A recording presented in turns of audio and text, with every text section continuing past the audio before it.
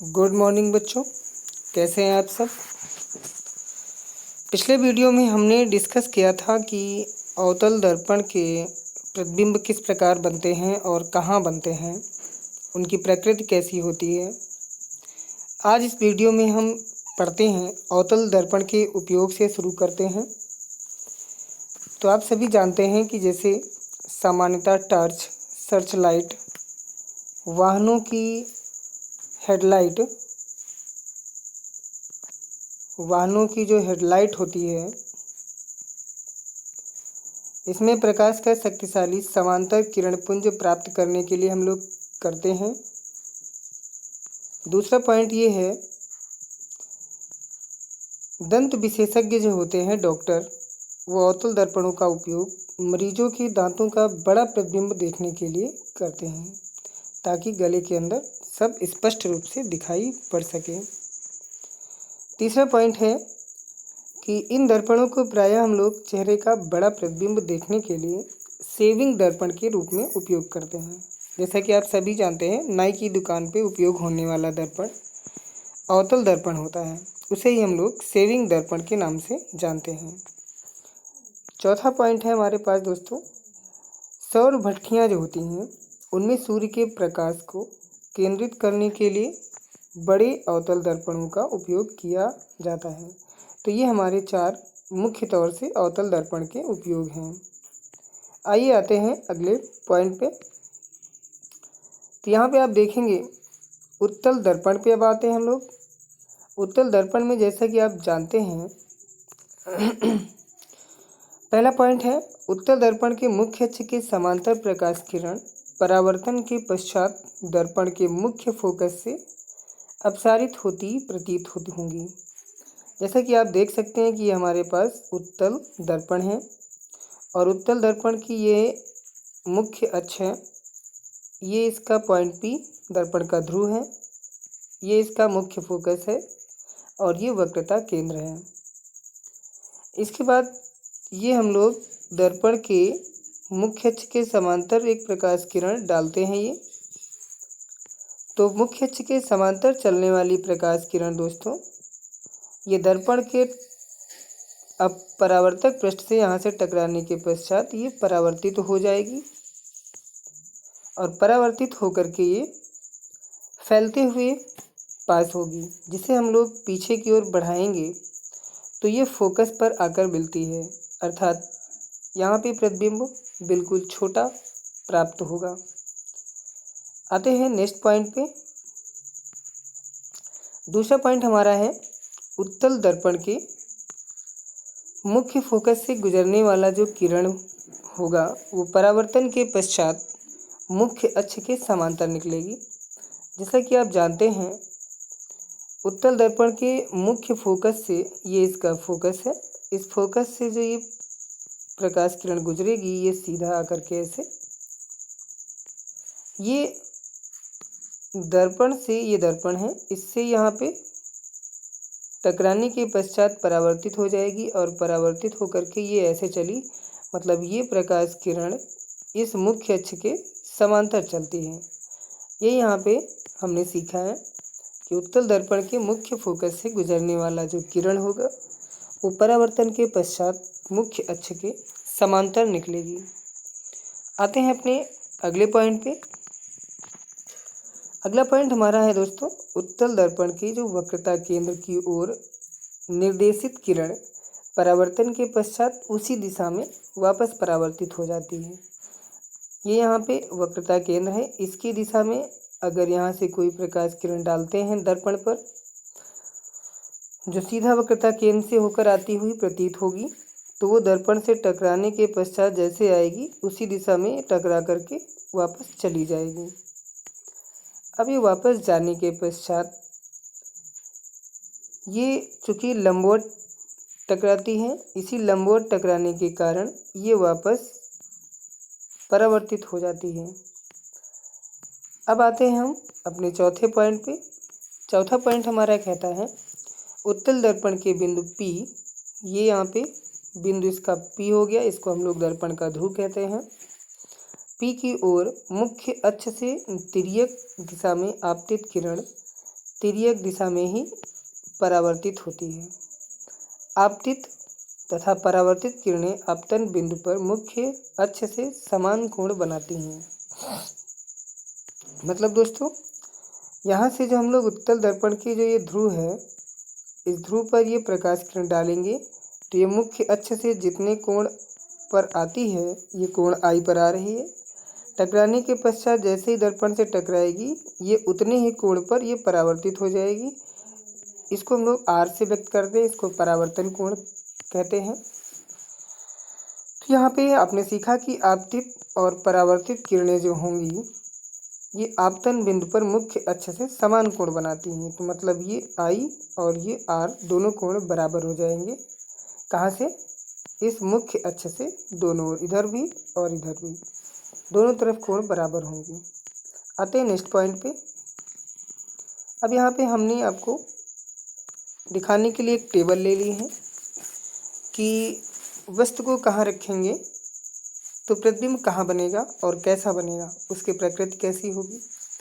तो यहाँ पे दोस्तों पहला पॉइंट हमारे पास है बिंब की स्थिति में। बिंब मतलब होता है वस्तु, वस्तु की स्थिति अर्थात वस्तु को कहाँ रखेंगे। तो पहला पॉइंट है अनंत पर रखेंगे। तो प्रतिबिंब कहाँ पर बनेगा? ये फोकस पर दर्पण के पीछे बनता है। प्रतिबिंब का आकार कैसा होगा? अत्यधिक छोटा होगा, बिल्कुल बिंदु के आकार का, बिल्कुल छोटा सा। और प्रतिबिंब की प्रकृति कैसी होगी?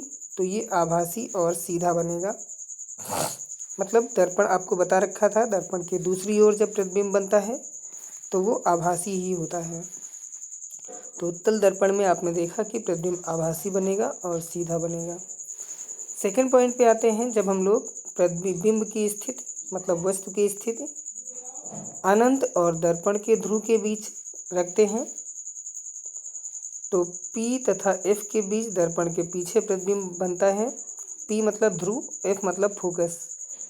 यहाँ दर्पण के पीछे प्रतिबिंब बनेगा, छोटा बनता है, आभासी व सीधा बनता है। तो ध्यान दे देना, उत्तल दर्पण में प्रतिबिंब आभासी और सीधा हमेशा बनता है। ये आपको मालूम हो गया, ये आपको याद रखना है, ये ज़्यादा पूछा जाता है। यहाँ पे अगर आपको समझ में ना आया हो ये पॉइंट तो आप फिगर में भी देख सकते हैं। सेकेंड पॉइंट हमने आपको क्या बताया, जब अनंत और दर्पण के बीच में ध्रुव के बीच में वस्तु को रखते हैं तो फोकस और ध्रुव के बीच दर्पण के पीछे प्रतिबिंब बनता है। फिगर में अगर आप देखना चाहें तो यहाँ देख सकते हैं, ये यहाँ पे फिगर में आप देखना चाहें, आते हैं नेक्स्ट फिगर में देख लेते हैं। ये पहला पॉइंट है, जब अनंत पे रखेंगे, अनंत पे रखने के पश्चात मतलब ये दर्पण हो गया, ये इसकी मुख्य अक्ष हो गई। अब यहाँ पे अनंत पर वस्तु को रखा गया, ये ए बी वस्तु है। यहाँ से चलने वाली प्रकाश किरणें, ये प्रकाश किरणें चल रही हैं। जब ये दर्पण पर टकराती हैं तो ये इस प्रकार फैलते हुए पास होंगी, अर्थात दर्पण के दूसरी ओर प्रकाश किरणें बिल्कुल नहीं जा पाएंगी, जाती हुई प्रतीत होंगी। मतलब इनको पीछे की ओर हम जब बढ़ाते हैं तो ये फोकस पर आती हुई मिलती हैं। तो इसी फोकस पर इसका प्रतिबिंब बनता है, बिल्कुल बिंदु छोटा सा। अब चूंकि ये बनती हुई प्रतीत होती हैं अतः प्रतिबिंब यहाँ पे आभासी होगा। आते हैं हम नेक्स्ट पॉइंट पे। दूसरा जो पॉइंट था आपने पढ़ा था कि दर्पण को हम लोग जब अनंत तथा दर्पण के ध्रुव के बीच रखते हैं तो अनंत यहाँ पे हो जाएगा, ये दर्पण का ध्रुव हो गया। इसके बीच में वस्तु को रखा, ए बी ये वस्तु हो गई। अब ए बी वस्तु को रखने के पश्चात यहाँ से प्रकाश किरण जो चलेगी, ये वक्रता केंद्र से आप जानते हैं कि ये लंबवत जाती है, इसलिए ये वापस लौट जाएगी। लौटने के पश्चात जो दूसरी प्रकाश किरण है, ये मुख्य अक्ष के समांतर चलने वाली, अभी आपने सीखा था, ये दर्पण से टकराने के पश्चात फैलते हुए पास होगी और ये फोकस से जाती हुई प्रतीत होगी इस प्रकार से। तो यहाँ पे दोनों प्रकाश किरणें ये बिंदु ए डैश पर यहाँ पे मिलती हुई प्रतीत होती हैं, यहाँ पे इस पॉइंट ए पर मिलती हुई प्रतीत होंगी। तो मुख्य अक्ष से जो दूरी है ये कहलाएगी प्रतिबिंब की लंबाई। तो यहाँ पे आप देखना प्रतिबिंब कहाँ बन रहा है, ये फोकस एफ और ध्रुव पी के बीच में प्रतिबिंब ये ए बी बन रहा है। तो ये पॉइंट आप सीख चुके हैं। अब आते हैं उत्तल दर्पण के उपयोग कौन कौन से हैं। तो दोस्तों पहला यहाँ पे आपके पास उपयोग है, उत्तल दर्पणों का उपयोग हम लोग सामान्यतः वाहनों में करते हैं। आपने देखा होगा वाहनों में पीछे के प्रतिबिंब को देखने के लिए हम लोग उसमें दर्पण का उपयोग करते हैं। मतलब साइड में एक मिरर लगा होता है, कांच का शीशा लगा होता है, वो उत्तल दर्पण होता है। अब इसमें ड्राइवर अपने पीछे के वाहनों को देख सकते हैं। उत्तल दर्पण को इसलिए प्राथमिकता दी जाती है क्योंकि ये सदैव सीधा तथा छोटा प्रतिबिंब बनाते हैं और ड्राइवर की अपने पीछे के बहुत बड़े क्षेत्र को देखने में समर्थ बनाते हैं। दूसरा पॉइंट है, दुकानों में इनका इस्तेमाल सिक्योरिटी दर्पण के रूप में किया जाता है। तो ये इसके दो मुख्य उपयोग हैं। आते हैं नेक्स्ट पॉइंट पे। ये दोस्तों बहुत इम्पोर्टेंट है, इसको ध्यान से देखिएगा। गोलीय दर्पणों द्वारा परावर्तन के लिए चिन्ह परिपाटी हैं। मतलब गोलीय दर्पण में कौन सी दूरी कैसे नापेंगे, उसका चिन्ह क्या होगा। तो यहाँ पे देखिएगा पहला पॉइंट, बिंब हमेशा दर्पण के बाईं ओर रखते हैं। बिंब मतलब वस्तु को हमेशा दर्पण के बाईं ओर रखते हैं। इसका अर्थ है कि दर्पण पर बिंब से प्रकाश बाईं ओर से आपतित होता है। मतलब दर्पण पर प्रकाश हमेशा बाईं ओर से ही डालते हैं। दूसरा पॉइंट है, मुख्य अक्ष के समांतर सभी दूरियां दर्पण के ध्रुव से मापी जा जाती हैं। तो इसको दोस्तों ध्यान रखिएगा, किसी भी बिंदु की जो दूरी हम लोग नापेंगे वो दर्पण के ध्रुव से ही नापेंगे और मुख्य अक्ष के समांतर ही। तीसरा पॉइंट है, मूल बिंदु की दाईं ओर, मतलब एक्स अक्ष की ऋण दिशा, एक्स अक्ष की धन दिशा। यहाँ पे ये इसको देखिएगा, मूल बिंदु के दाईं ओर मतलब एक्स अक्ष की धन दिशा के अनुदिश जितनी दूरियां नापेंगे वो सारी की सारी धनात्मक होंगी, जबकि मूल बिंदु के बाईं ओर मतलब एक्स अक्ष के ऋणात्मक दिशा में जितनी दूरियां नापेंगे वो सारी की सारी ऋणात्मक होंगी। मुख्य अक्ष के लंबवत ऊपर की ओर अर्थात वाई अक्ष के धन दिशा में जितनी दूरियां नापेंगे ये सारी की सारी धनात्मक होंगी। अगला पॉइंट हमारा है, लंबवत नीचे की ओर जितनी दूरियां नापेंगे वो सारी की सारी ऋणात्मक होंगी। इसको अगर फिगर में आप देखना चाहें तो दोस्तों फिगर में देख सकते हैं। फिगर यहाँ पे हमने लिया है, ये आप देख सकते हैं, ये दर्पण हो गया, ये इसका जो पॉइंट है ये ध्रुव होता है यहाँ पे P, ये यहीं से सारी दूरियां हम लोग नापते हैं। अब यहाँ पे कोई वस्तु रखेंगे, ये वस्तु हमेशा आप जानते हैं कि बाईं ओर रखना है, ये वस्तु बाईं ओर रखना है। तो दर्पण के, ये दर्पण था, दर्पण के बाईं ओर जितनी दूरियां इधर नापेंगे ये सारी की सारी हमारी माइनस में होंगी और दर्पण के दाईं ओर जितनी दूरियां नापेंगे ये सारी प्लस में होंगी। ये मुख्य अक्ष से ऊपर की ओर जितनी दूरियां नापेंगे ये सब प्लस में होंगी और नीचे की ओर माइनस में होंगी। मतलब ये प्लस में, ये माइनस में और ऊपर प्लस में नीचे माइनस में। तो इसको दोस्तों अच्छे से आप याद रखिएगा ताकि आपको मालूम रहे। दोस्तों ये दर्पण से जो हम लोग वस्तु रखते हैं, इधर की ओर वस्तु रखते हैं, तो वस्तु की दूरी को हम लोग हमेशा u से लिखते हैं। प्रतिबिंब इसके दूसरी ओर अगर बनता है तो प्रतिबिंब की दूरी को v से लिखते हैं। अगर दर्पण के दूसरी ओर प्रतिबिंब बन रहा है तो -v से लिखेंगे। अगर प्रतिबिंब दर्पण के बाईं ओर बन रहा है तो +v लिखेंगे। इसको ध्यान रखना। आगे देखिए हमने यहाँ पे लिया है बिंब की दूरी मतलब वस्तु की दूरी, आपको ये हमेशा ऋणात्मक लेना है। प्रतिबिंब की दूरी जो होगी यहाँ पे वस्तु की दूरी जो होगी u, उसको हमेशा माइनस में रखना है। अवतल दर्पण की फोकस दूरी दोस्तों हमेशा आपको माइनस में रखना है। उत्तल दर्पण की फोकस दूरी धनात्मक होती है, इसको याद रखिएगा। दोस्तों दर्पण के लिए फार्मूला, इससे आप न्यूमेरिकल आसानी से सॉल्व कर सकते हैं। यहाँ पे u और v f क्या है, तो v हमारे पास यहाँ पे प्रतिबिंब की दूरी है, v जो u है हमारे पास वो बिंब मतलब वस्तु की दूरी है और f आप जानते हैं फोकस दूरी है। अब आवर्धन क्षमता क्या होती है?